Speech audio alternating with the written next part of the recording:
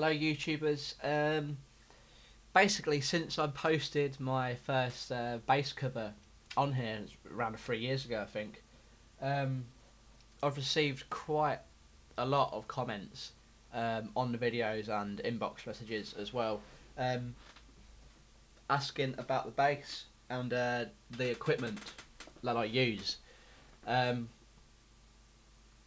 Firstly, I tried to respond, as efficiently as I can to the questions, and I'm not making this video just so I can say, oh, watch this video instead. I'm still going to answer your questions if you ask them. I'll quite happily answer them, but this video should hopefully explain the bass more in depth than what a message could do. I'm going to edit some sound samples into it, somewhere along the line. But yeah, anyway, moving on. This is the Epiphone Thunderbird PRO IV. It was released in 2008, I think. Don't quote me on it. This, I think I bought mine around late 2009, September time, I think. But yeah, and since then it's been my primary bass. I use it in everything that I do. It's gorgeous. This is I think it's natural oil. It comes in loads of different colours, but this is the one that kind of caught my eye, I guess. 7-piece through neck. It's walnut and maple, and the wings are, I think they're mahogany. Yeah, mahogany. It's an active bass, which means you've got the little battery in here. It's got, I think it's 20, yeah, 20 medium jumbo frets. Up here, the tuners are die cast, and then back down. It's got quite a slim neck, which I prefer, I guess, on basses. I think it's hell of a lot easier to move around on than what precision bass is. I think like jazz basses and all other bass basically. The necks are chunky. I haven't really got massive hands, so a thin neck is better for me. I can move around a lot quicker on this and a lot easier than what I can on a thick neck. But yeah, it's rosewood, as you can tell, and yeah, these are standard Epiphone Pro humbuckers, which I don't want to change because they are fantastic. Like I said, it's an active bass. So here we've got the controls. We've got master volume here, and then blend, and then the high EQ and the low EQ. And if I just flip around, I'll show you the battery compartment. Open it, easy to open. Do it with one hand, and then you've got your 9-volt battery in there. There used to be in mine a bit of like, I guess it was blue ribbon. I think I'll put a picture up over this when I'm talking. And yeah, you could pull this and it would pull the battery out, make it a hell of a lot easier to get it out. But I don't know, I think I was annoyed with something one time whilst on stage, just before playing, and I guess I ripped it. It was an accident. I didn't intend to do it, and so yeah, now it's a bit harder for me to get the batteries out. But yours should hopefully come with a bit of blue ribbon. A thing people have also asked about, and I've noticed recently, not really recently, but I've noticed it. People have asked about it recently. Is top strap lock. I don't know if it's something to do with the early models and the new models that have been brought out, but I guess mine is classed as an old model, and the strap lock is on the wing, whereas on some of the newer models, I think it's about here on the neck. But, don't quote me for that. Again, I don't know if it's anything to do with the new models or not, but yeah, personally I prefer it on the wing. If you're buying, I guess, any guitar or bass, you want to get strap locks because they're fantastic. Before I had strap locks, when I was using this bass, I had them didn't have them for about a year, which is a bit silly really, because I was gigging quite a lot then in a covers band, and some of the songs were active and I would be jumping about on stage and I'll keep losing the strap, and I thought I've really got to do something about this. So yeah, the strap locks are the way to go.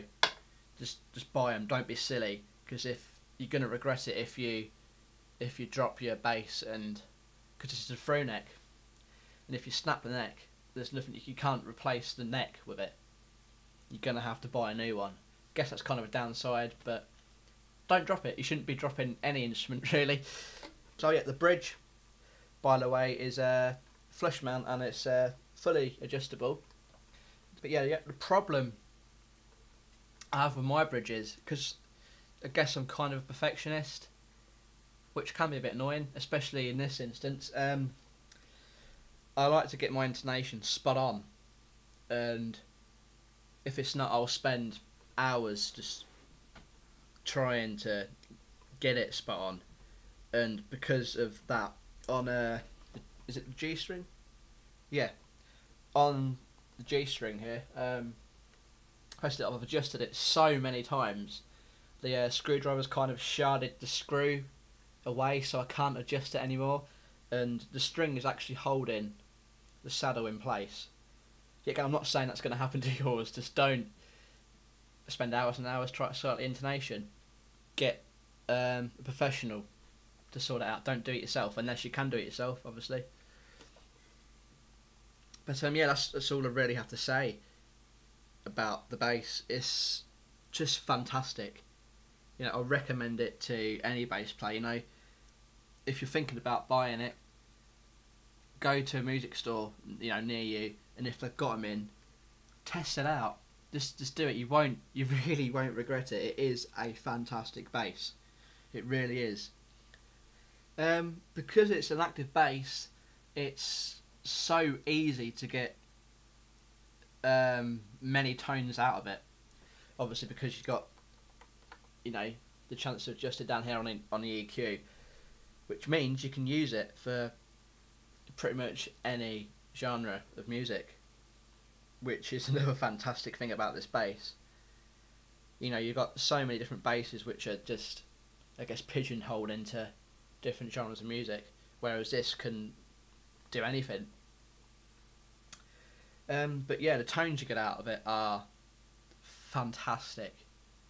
I've had people come up to me at gigs I've played asking about it as well, which I quite like. I quite like answering questions about this bass.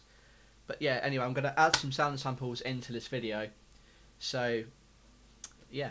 Basically, as I said, down here on the controls we have the master volume, and then the blend between the two pickups, the high EQ, and then the low EQ.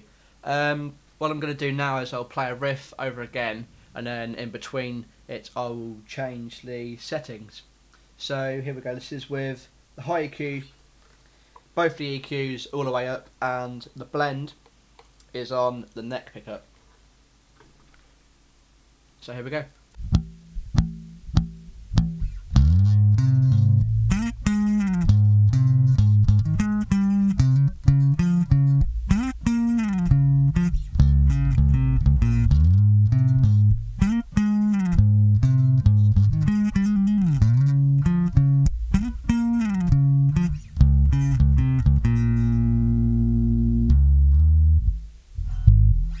And now I'll just change the blend so it's halfway in between the bridge and the neck pickup. So here we go, yet again.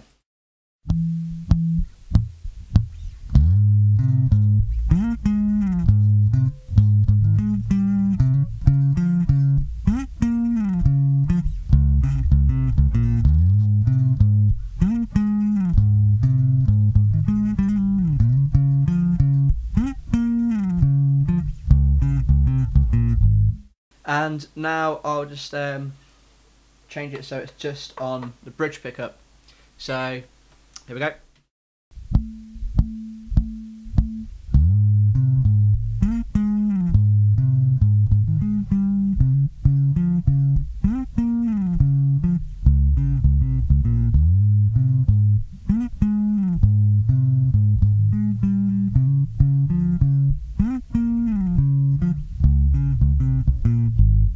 now I'll change it so the blend is on both the pickups, and now I'm going to roll all of the high EQ off, so it's just the low EQ that's on now. So here we go.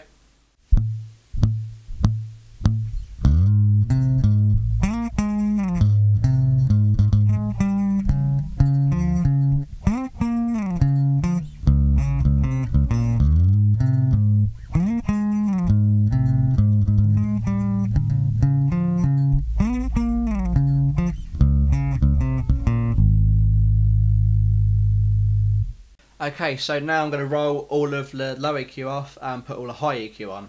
So here we go again.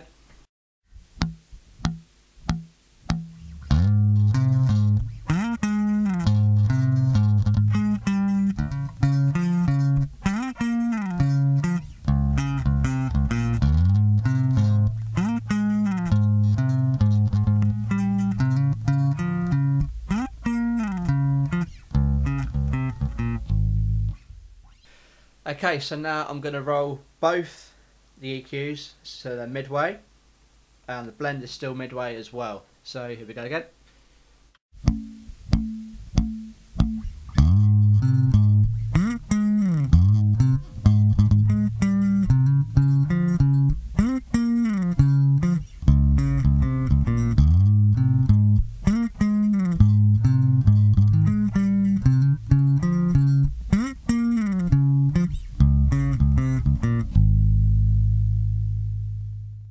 Okay, so now I'll just let one note ring out and just switch between the EQ. So I'll start with both the EQs all the way down, then roll one up all the way up and then back down, and the other one all the way up, and then whatever. So here we go.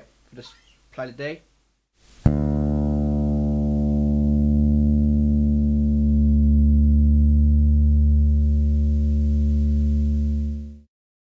And now you can hear it switch between. That was the low EQ, so now I'll do the high EQ. Here we go again.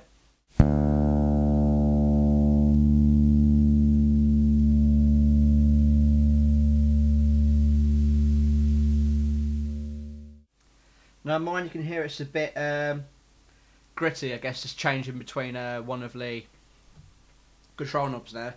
The thing is, just needs tighten up a little bit. You just pop this off, and then just tighten the nut up, pop it back on, then it should be fine. There'll be none of that when you're changing between it. I'll sort that out when I can be bothered. But now I'll just play something in the setting I always have it, which is master all the way up, blend halfway, and the high EQ halfway, and then the low EQ is all the way up. So here we go.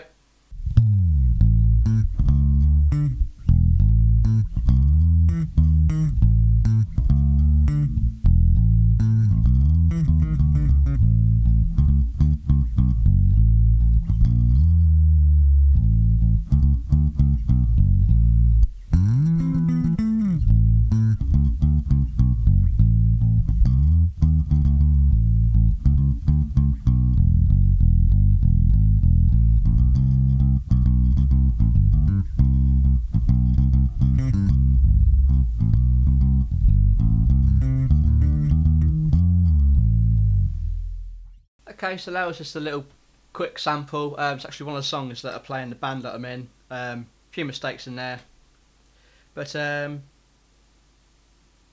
anyway, the same setting that I have this on I use for slapping as well, because I think it sounds quite good actually. So yeah, I'll show you just a quick sample with a little bit of slap as well. So here we go again.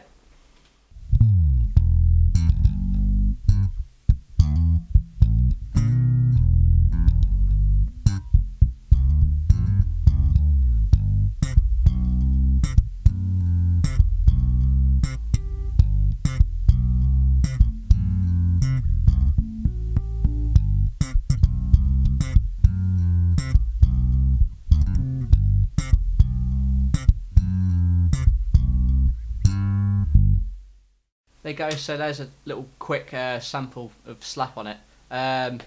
Apologise, my slapping technique isn't that great.